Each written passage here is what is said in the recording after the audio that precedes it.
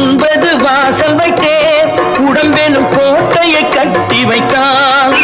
அந்த கோட்டைக்கு விளக்காக அறிவெனும் தீபத்தை ஏற்றி வைத்தான்.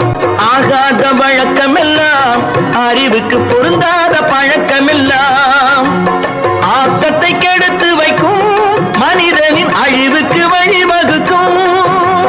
மண் வெட்டி கையில் எடுப்பார் சில பேர், மற்றவர்க்கு குழி பறிப்பார்.